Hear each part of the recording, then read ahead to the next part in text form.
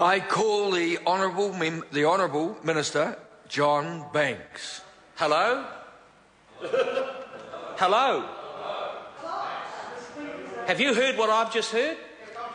I have never listened to so much claptrap in this Parliament since the last century, when there wasn't any Green Party members in this Parliament, because they couldn't get elected in the last century to this Parliament.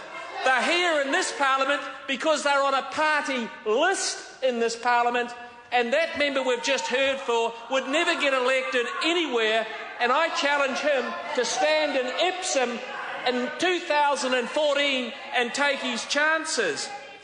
Mr. Speaker, I think that this bill should be changed to the Climate Change, Common Sense, Emissions Trading and Other Matters Amendment Bill. After listening carefully to the bogeyman tirade from the Green List Member of Parliament, you could be forgiven if I went to the 11th floor of Bowen House and opened the window. That's how bad it was. And even if the Green Party ever got their hands on the lever of power, Mr. Speaker, New Zealand emits 0.2% of global emissions. Can the Minister confirm that? We could not influence the climate one way or even another. And I say to the American list member for the Green Party, if the USA put as much effort into climate change as this common sense piece of amendment legislation this afternoon, the world would be a better place. Is that true, Minister? The Minister says it's true. Now, Mr. Speaker, most of the debate perpetrated by a Labour Party government in a previous era and supported by New Zealand First, most of this debate is humbug. And that is why this government has had to come in and tidy this up with an 80-page amendment bill that will minimise the worst costs of ETS on New Zealand families. The worst costs of the ETS on New Zealand families, New Zealand farmers, New Zealand mum and dad businesses and the New Zealand economy. But it will have negligible effect on the environment.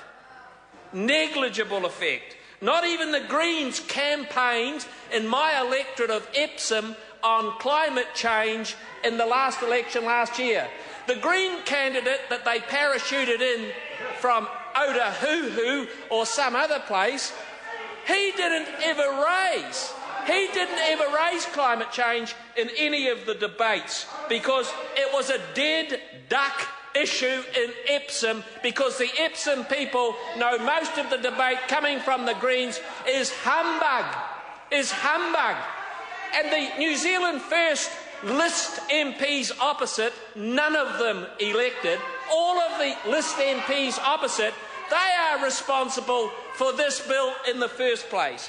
Now, market research should tell the Labour Party and tell the Greens that this issue is a dead duck, and I'm pleased to be supporting the Emissions Trading Scheme Amendment Bill, because the Emissions Trading Scheme is a monstrosity.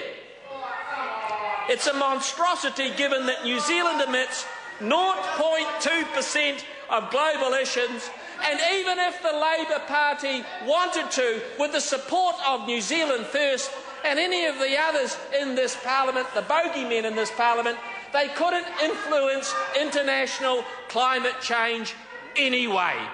Anyway, Mr. Speaker. So the conclusion is that we support, the ACT Party supports this bill, at least to minimise its worst effects on New Zealand business and households. And we owe a great deal of debt, don't we, National Party colleagues, on the Honourable John Boscawen and his tireless pushback of these bogeymen opposite the Greens, New Zealand First and the Labour Party. So I've got to say, in a perfect world, we wouldn't be wasting time of this Parliament, $6,000 a minute, changing a bill that should have never been a statute, that should never exist, because even the American list member for the Green Party will tell you that if America wants to lead in this, let America do it.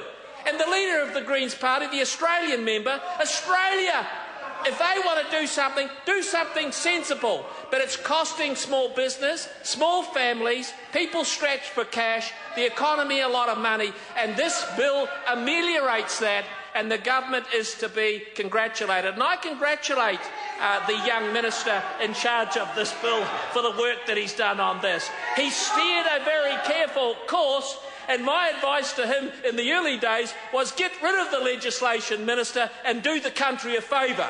But given that that's not politically correct, even on the centre-right of politics in this country,